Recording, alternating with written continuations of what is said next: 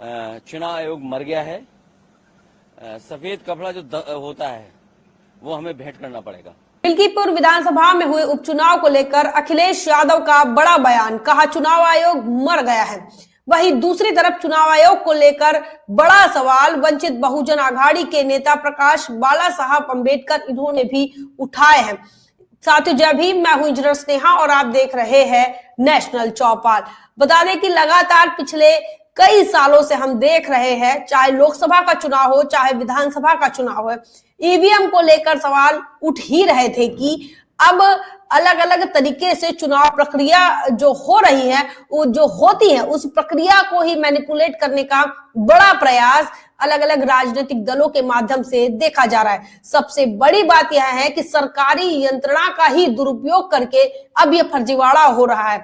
मिल्कीपुर में जो उपचुनाव हुए, वे मिल्कीपुर विधानसभा का जो उपचुनाव हुआ, उसको लेकर जो ऑडियो क्लिप वायरल हुई है, जिसमें यह बताया गया है कि वह लखनऊ के प्रदेश कार्यालय से बोल रहे हैं और अधिकारियों से वह पूछ रहे हैं कि टारगेट कंप्लीट हुआ या नहीं, और अगर टारगेट कंप्लीट कर लिया है तो आप महाराज पर, जो कि इस प्रदेश के मुख्यमंत्री हैं, आप उन पर एहसान कर रहे हैं। इस प्रकार का ऑडियो क्लिप वायरल हुआ है, जिसको लेकर अखिलेश यादव ने ही नहीं बल्कि तमाम लोगों ने इस पर अपनी अलग अलग तरीके से प्रतिक्रिया दी थी। आज की तारीख में भी आपको बताएं कि ऐसा ये इसी घटना को आगे बढ़ाते हुए समाजवादी पार्टी के मुखिया अखिलेश यादव ये कह रहे हैं कि चुनाव आयोग मर गया है। उन्होंने अपने ट्विटर हैंडल से तमाम बातें लिखी हैं और उन्होंने ये लिखा है कि जिन संवैधानिक संस्थाओं से देश के लोकतंत्र को आशा है, अगर वही निराशा को जन्म देंगे तो उनसे हम उनकी अपनी भूमिका के लिए श्वेत पत्र नहीं मांगेंगे बल्कि उन्हें श्वेत वस्त्र भेंट करेंगे।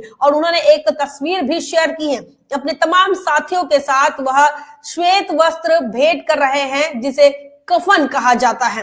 तो इस प्रकार से चुनाव आयोग के मरने की बात वो कह रहे हैं और वो ये भी कह रहे हैं कि चुनाव आयोग को वह कफन भेंट कर रहे हैं।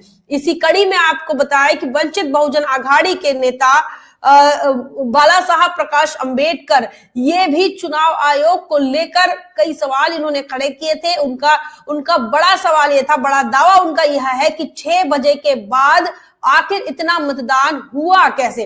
तो लगभग 76 लाख जो मतदान है वह 6 बजे के बाद का दिखा रहा है। उनका यह कहना है कि जिस दिन चुनाव हुआ और जिस दिन रिजल्ट आया वो दोनों जो आंकड़े हैं वो मैच नहीं हो रहे हैं, तो फिर क्या होगा। इस प्रकार से बड़ी बात जो है वह प्रकाश बाला साहब अंबेडकर कह रहे हैं और उन्होंने कोर्ट का दरवाजा खटखटाया है और उन्होंने अब कोर्ट ने जो है वो नोटिस भेज दिया है चुनाव आयोग को। तो इस प्रकार से फर्जीवाड़े की जो आशंकाएं हैं वह महाराष्ट्र जैसे पुरोगामी राज्य में भी नहीं छोड़ी जा सकती।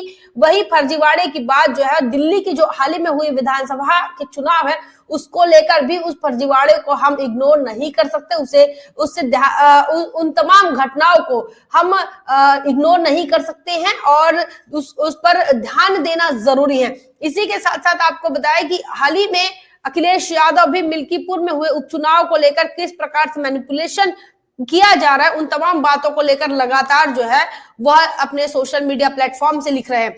इसी के साथ साथ आपको बता दें कि क्रांति कुमार जो कि सोशल मीडिया यूजर है, उन्होंने एक बड़ी बात दिल्ली विधानसभा चुनाव को लेकर लिखी है।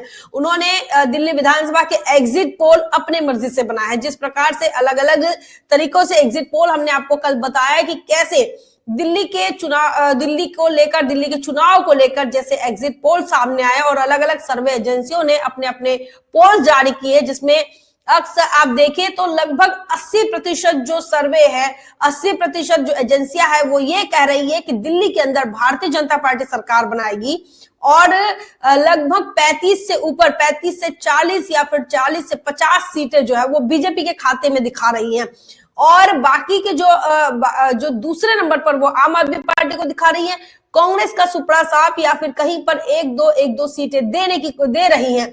वहीं अदर में जहां बहुजन समाज पार्टी के जो तमाम लोग हैं, खासकर वोटर्स है, वो अपने आप को ढूंढते हैं, वहां अदर्स में कहीं पर 0 तो कहीं पर 1 दिखाई दे रहा है। तो ऐसे में अब क्रांति कुमार, जो कि सोशल मीडिया यूजर है और एक्टिविस्ट है, वो लिख रहे हैं कि दिल्ली विधानसभा चुनाव पर क्रांति कुमार का एग्जिट पोल, सभी अपना अपना अनुमान बता रहे हैं, तो हम भी बताना चाहता हूं। उन्होंने आगे लिखा है कि कांग्रेस को वो 30 से 35 सीटें दे रहे हैं, बहुजन समाज पार्टी को 15 से 20 सीटें दे रहे हैं, भारतीय जनता पार्टी को 10 से 12 सीटें और आम आदमी पार्टी को 5 से 8 सीटें। उन्होंने आगे लिखा है कि आम आदमी पार्टी बीजेपी की बी टीम है। गुजरात में चुनाव लड़कर इस पार्टी ने कांग्रेस का नुकसान किया और बीजेपी की सरकार बनाने में मदद की। अरविंद केजरीवाल आरक्षण विरोधी आदमी है। इस आदमी ने मोहल्ला क्लिनिक में आरक्षण नहीं दिया, अपनी पार्टी में एक भी SC/ST नेता को ऊपर नहीं उठने दिया। तो बड़े सवाल उन्होंने केजरीवाल पर लगाए हैं और मोहल्ला क्लिनिक की जो बात केजरीवाल करते हैं, वहां रिजर्वेशन पॉलिसी को फॉलो नहीं किया, ये बात क्रांति कुमार लिख रहे हैं। और साथ ही उन्होंने ये भी कहा है कि आम आदमी पार्टी यह RSS की बी टीम है। बता दें कि प्रियंका भारती, जो कि RJD की प्रवक्ता है, उन्होंने भी एक ट्वीट किया है और वो ट्वीट के माध्यम से वो ये बता रही हैं कि मध्य प्रदेश में क्या चल रहा है। बता दें कि मध्य प्रदेश के अंदर एक पुलिस कर्मचारी जो कि रात में अपनी ड्यूटी कर रहा था, उस बीच कुछ राह चलते लोग आए और वो तमाम जो लोग हैं वो नशे में धुत थे और ऐसे में उन्होंने बदतमीजी से बर्ताव किया पुलिस कर्मचारी से, ऑन ड्यूटी पुलिस कर्मचारी से इस प्रकार का बर्ताव किया, जिसमें उनका यह कहना है कि एक पुलिस अधिकारी को अपमानित करने का काम मध्य प्रदेश के अंदर हो रहा है। वह इसलिए क्योंकि वह जो कर्मचारी है वह दलित आदिवासी है। तो ये एक बड़ी बात जो है वो प्रियंका भारती अपने ट्विटर हैंडल से कह रही है। मध्य प्रदेश के अंदर दलितों की, आदिवासियों की किस प्रकार से हालत है, इस बात को लेकर उन्होंने यह ट्वीट किया है। हालांकि अभी तक यह पूरा फाइनल नहीं हुआ है कि आखिर जिस पुलिस अधिकारी के साथ बदतमीजी से पेश आ रहे जो लड़के हैं वो कौन है और किस प्रकार से ये जो घटना देखने को मिल रही है एक पुलिस अधिकारी के अपमान की घटना है। इसी के साथ साथ पुलिस अधिकारी का जो नाम है उस नाम से पता चलता है कि वह पिछड़े जाति से हैं, वह आदिवासी समुदाय से हैं। तो ये वीडियो तो वायरल हो गया, लेकिन उस पर कितनी क्या कार्रवाई हुई है वह उसके बारे में अब तक कोई जानकारी प्राप्त नहीं हुई है। यह मध्य प्रदेश की हालत है, जिस मध्य प्रदेश में ज्यादा आबादी जो है दलित आदिवासियों की है और ऐसे में मध्य प्रदेश में भारतीय जनता पार्टी की सरकार है और यह लाजमी है कि जहां भारतीय जनता पार्टी की सरकारें होती हैं वहां जो उत्पीड़न होने वाला जो पीड़ित है यह खासकर दलित या तो आदिवासी या फिर पिछड़ा होता है। तो ये तमाम घटनाएं आपको बता रहे थे, ये सोशल मीडिया की तमाम खबरें जो लगातार सोशल मीडिया पर जिनको लेकर बातचीत हो रही है, लगातार लोग इनको लेकर सोच रहे हैं और ना सिर्फ सोच रहे हैं बल्कि अब अपना नया परसेप्शन भी क्रिएट कर रहे हैं कि आखिर दलितों आदिवासियों के साथ मध्य प्रदेश के अंदर क्या हो रहा है, दलितों आदिवासियों पिछड़ों के साथ उत्तर प्रदेश के अंदर क्या हो रहा है और किस प्रकार से उनको टारगेट किया जा रहा है। जातिवादी और मनुवादी मानसिकता से ग्रसित लोग दूल्हे को भी, दलित दूल्हे को घोड़ी पर नहीं चढ़ने देते।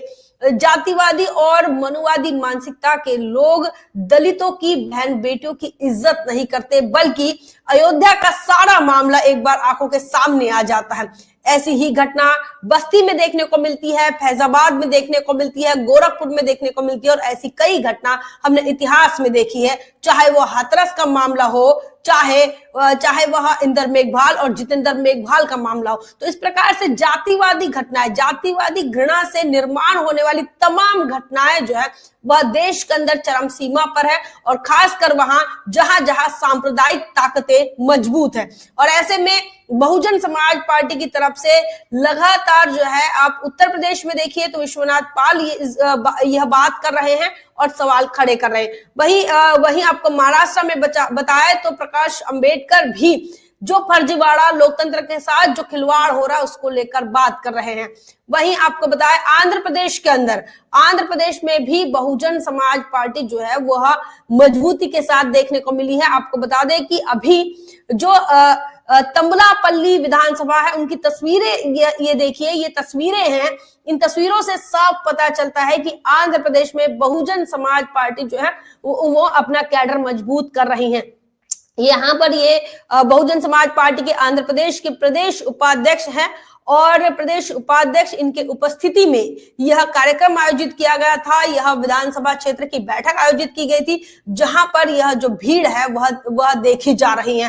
ये तमाम लोग बाबा साहब अम्बेडकर इनकी प्रतिमा को माल्यार्पण करके आ रहे हैं। बहुजन समाज पार्टी के भी प्रदेश अध्यक्ष जब लोगों में जा रहे हैं उत्तर प्रदेश के अंदर तो वह एक बड़ा जमावड़ा देखने को मिल रहा है। लोग अब बहुजन समाज पार्टी से उम्मीदों की नजर से देख रहे हैं। उन्हें लगता है कि अब बसपा ही बदलाव कर सकती है और बदलाव की चाहत जिन लोगों में है वह बसपा की तरफ ही आशा भरी नजरों से देख रहे हैं। और इसका बड़ा उदाहरण जो है वो आपको अलग अलग प्रदेश में देखने को मिलेगा। दिल्ली में आपको देखने को मिलेगा, आंध्र प्रदेश में देखने को मिलेगा, उत्तर प्रदेश में देखने को मिलेगा, मध्य प्रदेश में देखने को मिलेगा।